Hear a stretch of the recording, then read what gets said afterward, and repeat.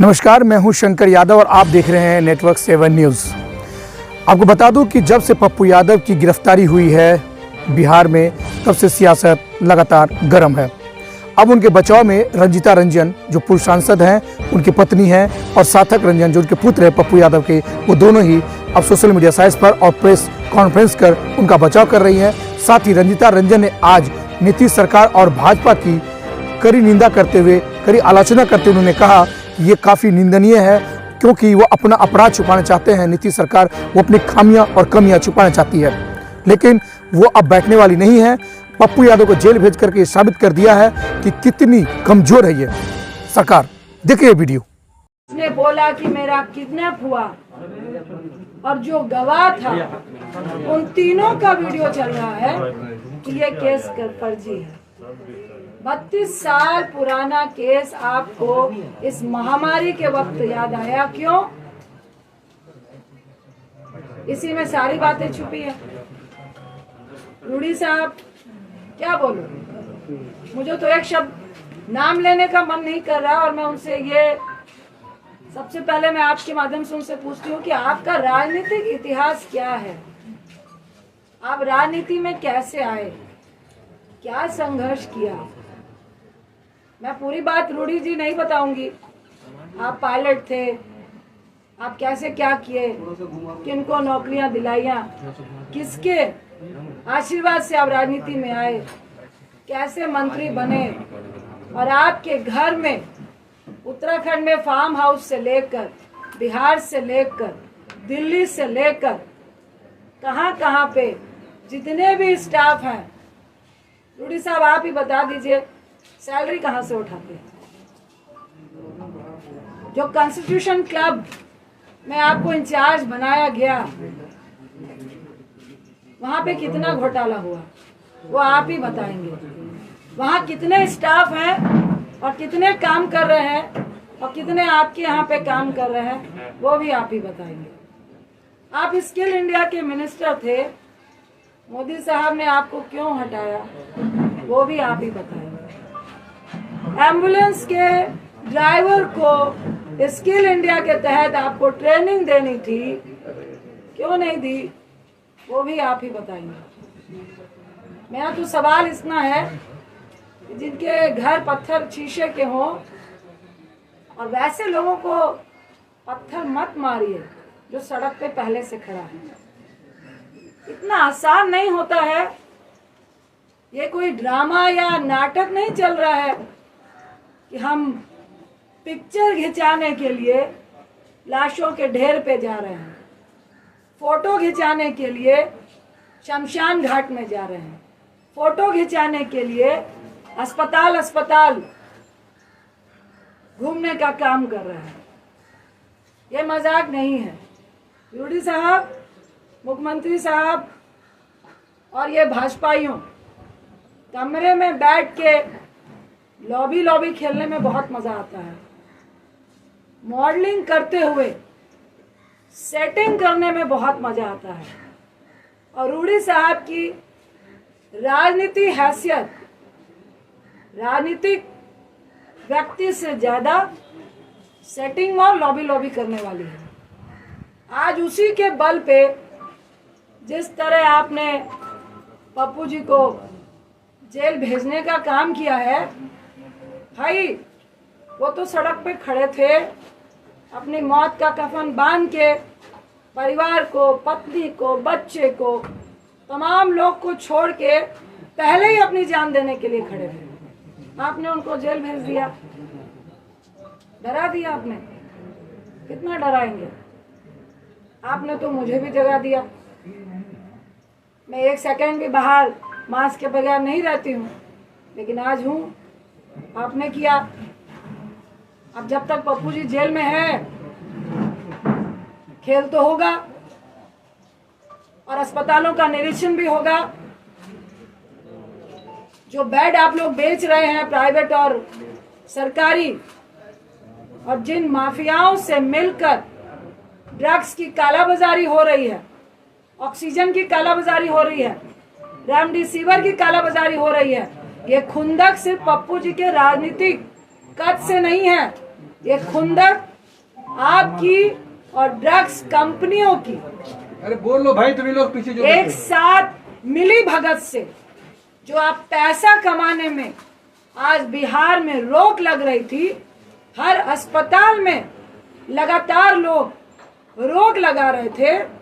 हर अस्पताल में एक तरफ 95,000 का ऑक्सीजन सिलेंडर मिल रहा था, तो कोई व्यक्ति आपको फ्री में पहुंचा रहा था, आपकी दुकान बंद हो रही। आपने छेड़ा है, अब तो हम लोग भी चप्पा चप्पा छानेंगे। कितनी मिली भगत है, ये तो सबके सामने है, सरेआम है कि जहां पर शमशान घाट में 200 लाशें जल रही है, वहां आप 10 दिखाते हैं। सिर्फ बिहार में नहीं, हर जगह पे। क्योंकि मैं भी घर पे बैठ के आराम से आप लोगों की तरह बस देखता था कि वो उनकी वीडियोस कि कभी वो कोविड वार्ड में जा रहे हैं, पेशेंट्स के बीच में जा रहे हैं, मुर्दा घर जा रहे हैं, या भीड़ के बीच में खाना दे रहे हैं, या कोई माँ उनसे गले लग के अपने बेटी या बेटे के लिए रो रही हैं।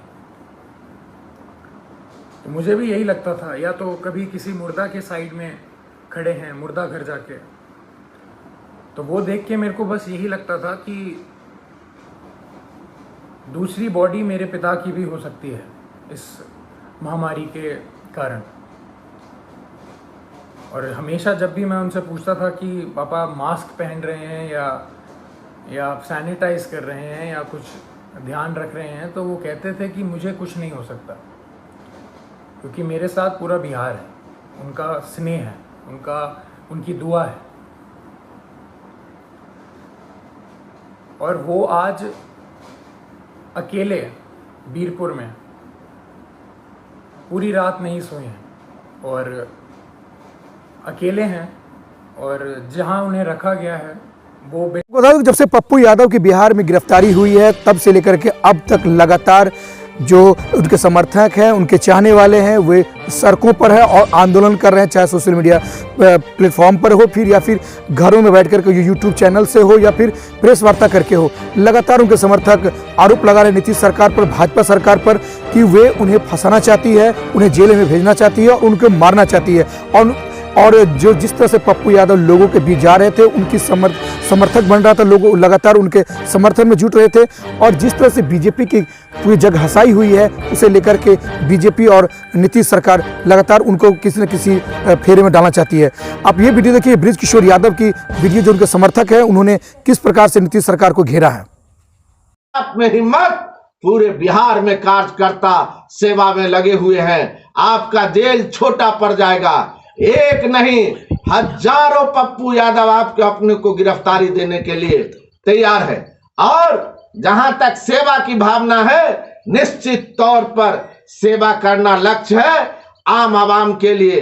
आपका कोई पदाधिकारी किसी हॉस्पिटल को चेक नहीं करता, लोग जाता है, उनका किडनी गड़बड़ है, उनको बुखार आ रहा है, बिना जांचे का आपका तमाम डॉक्टर जो हॉस्पिटल में है, नर्स, वो कह देती है कि इनको कोविड है, आप उठा के ले जाइए। पिठवा टोल के मिथुन यादव के संबंधी को आपने परसों रात हॉस्पिटल से भगा दिया, उससे एग्रीमेंट लिया गया।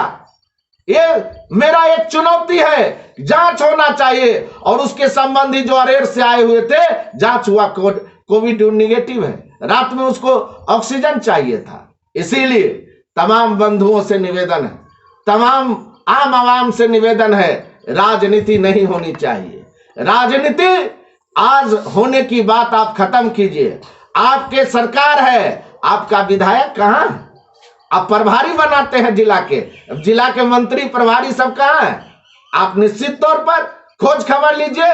आपका विधायक बिहार में जो जिस तरह से पप्पू यादव की गिरफ्तारी के बाद चार तरफा निंदा हो रही नीतीश सरकार की, वहीं अब तक किसी भी मंत्री या किसी प्रवक्ता की अब तक कोई भी बात सामने नहीं आई है।